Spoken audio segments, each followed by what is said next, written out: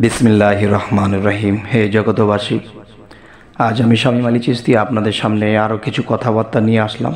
সে কথাগুলো একটু লক্ষ্য করে শুনবেন। বিশেষ করে এই কথাগুলো মারেফতের দেশের লোকের, তরিকতের দেশের, সাধক দেশের লোক, আত্মজগতের কথা। যদি এই কথাগুলো শুনে কারো মনে লাগে ব্যথা, আসলে তারা কিন্তু তরিকতের নয়, তারা শরীয়তের। তবে শরীয়তের লোক যদি একটু ব্রেন খাটায়, একটু খেয়াল করে শোনে, তাহলে কিন্তু তাদেরও লাভজনক হতে পারে। তবে আমি সকলের উদ্দেশ্যে আজ আমি এই আলোচনাটি করছি। এই কথাগুলো আপনারা অবশ্যই খেয়াল করবেন। সেই বিষয়টি হলো, দেখুন যে আল্লাহ কিন্তু দেখা যায় যে আল্লাহর কাছে কিছু কিছু জিনিস রাখেন নাই। কিছু কিছু জিনিস আল্লাহ সাধকদের মধ্যে, সাধুদের মধ্যে, আল্লাহর অলিদের মধ্যে ছেড়ে দিয়েছে, আর সেখান থেকে আমাদের এটা উঠিয়ে নিতে হবে। সেটা কেমন?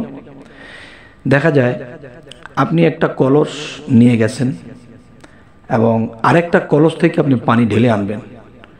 এখন দেখা যায় আপনার যে কলসটি আছে, সেই কলসে যদি আপনি ওই কলস থেকে পানি নিতে চান, তাহলে আপনার কলসটা নিচে রাখতে হবে এবং সেই কলসটা উপরে রাখতে হবে। ঠিক তেমন করে যদি কোনো সাধু পুরুষ বা কোনো আল্লাহর অলির কাছে যায় কেউ, জ্ঞানের সাথে পানির তুলনা করা হয়েছে। সেই আউলিয়ার কাছে বা অলির কাছে যদি জ্ঞান থাকে, সেই জ্ঞান যদি আমাকে আনতে হয়, তাহলে আমার কি করতে হবে? আমার নিচে বসতে হবে এবং তাকে উপরে দিতে হবে। তখন উপর থেকে সে যখন তার কলসটা কাত করবে, তখন আমার কলসটা যখন নিচে থাকবে, তখন তার কলস থেকে আমার কলসের মধ্যে এসে সে জ্ঞান জমা হবে। সুবহানাল্লাহ। তবে একটি বিষয় হলো কি, দেখেন আমরা কিন্তু এই জিনিসগুলো মানি না। কোনো আউলিয়া, কোনো অলি লোকের কাছে গেলেও আমরা তাদের সমানে বসার চেষ্টা করি এবং সমান সমান কথা বলি, এদেরকে মানি না। দেখেন একটা জিনিস, সেই জিনিসটি হলো কি, যে আমরা এই জ্ঞানটা কেন করি না?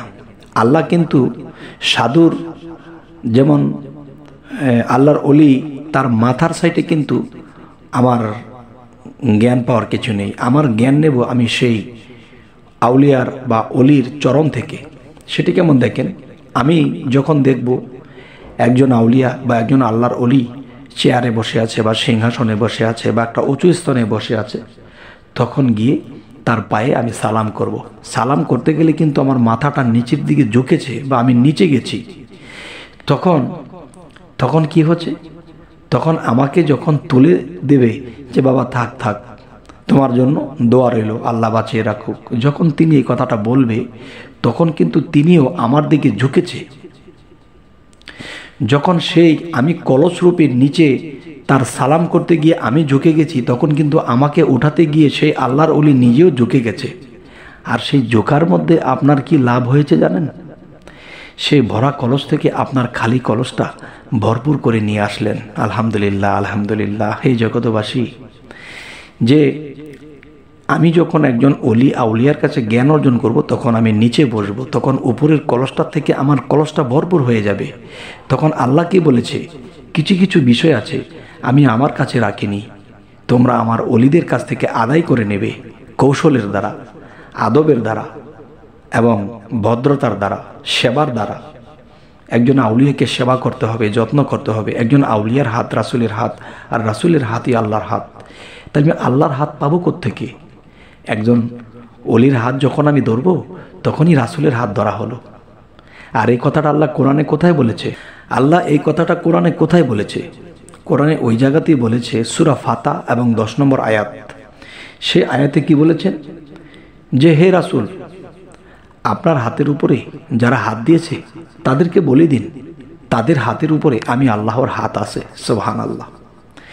তাহলে যদি অলির হাতে হাত দিলে যদি রাসূলের হাতে হাত দেওয়া হয়, আর রাসূলের হাতের উপরে যে আমরা হাত রেখেছি, সেই হাতের উপরে যে আল্লাহর হাত আছে, হে জগৎবাসী, দেখেছেন কখনো কেউ? ইনশাআল্লাহ, আল্লাহ যদি আমাকে বাঁচিয়ে রাখে, আমি সেই আল্লাহর হাতটা দেখাবো ইনশাআল্লাহ। যাই হোক, আজকের এই আলোচনা কি? এই আজকের আলোচনার মূল হলো চরণধুলি। যে চরণধুলি, চরণ কয়টি? রাঙা চরণ, উভয় চরণ, শ্রীচরণ, এরকম চরণগুলো আমাদেরকে চিনতে হবে। তাহলে সেই চরণগুলো চিনে চিনে যখন আমরা কলসরূপী সেখানে মাথাটা ঝুঁকাবো, তখন উপরের কলস থেকে আমার কলসটা ভরপুর হয়ে যাবে। তবে আজকের এই আলোচনা আপনাদেরকে যেটা বোঝাতে চাইছি, যে আপনারা যদি চান যে জীবনে ইবাদত করে কি আল্লাহ পর্যন্ত পৌঁছাতে পারবো, জীবনে আল্লাহর আমল করে কি পৌঁছাতে পারবো, যে দেখেন আমল বা সাধনার দ্বারা যতটুকু পৌঁছানো যায়, আর বাদ বাকি যারা কৌশল জানে, যারা প্রেম দিতে জানে, ভালোবাসতে জানে, তারা কি করে, অলি আউলিয়াদের সংস্পর্শে যায়।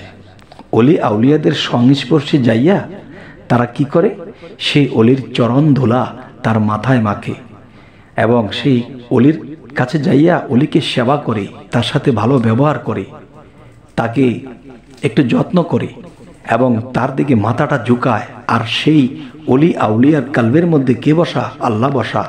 তখন যখন সেই চরণে আমি আপনি মাথা ঝুঁকিয়েছি, তখন আল্লাহ তার কালবের মধ্যে বসে আমাকে আমার খালি কলসটাকে ভরপুর করে দেয়। তাহলে বোঝা গেল কি, আমি 12 বৎসর আল্লাহর সাধনা করব, আমি 12 বৎসর আল্লাহর গোলামি করব। আল্লাহকে কোত্থেকে পাবো? আল্লাহ তো নিরাকার। আরে এই নিরাকারই তো আকার ধরেছে আউলিয়াদের মধ্যে, কামেল মুর্শিদের মধ্যে। তখন যখন আমরা সেখানে যাব, যখন মাথা ঝুঁকাবো, তখন কি হবে, আমাদের খালি কলসটা ভরে যাবে। হয়তো আমার আমলে ভুল থাকতে পারে, হয়তো আমার সাধনে ভুল থাকতে পারে, কিন্তু এখানের যখন সেবাটা করব, তখন কি হবে, আমার 12 বৎসরের খালি কলসটাই ভরে যাবে। আলহামদুলিল্লাহ। তবে হে জগতবাসী, আজকের এই আলোচনাটার মূল হলো চরণধুলি। চরণধুলি কি? এই চরণধুলিটা আমাদের কিভাবে নিতে হবে, এই জিনিসগুলো আমাদের শিখতে হবে, জানতে হবে। এবং আজকের আলোচনায় আমি একটু ইঙ্গিত করে গেলাম, জানি না আপনারা কতটুকু বুঝতে পেরেছেন।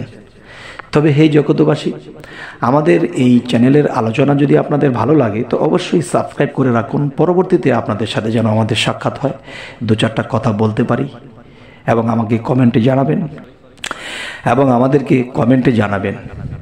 তো আজকে এই পর্যন্তই রাখবো। সকলে ভালো থাকবেন। আল্লাহ হাফিজ।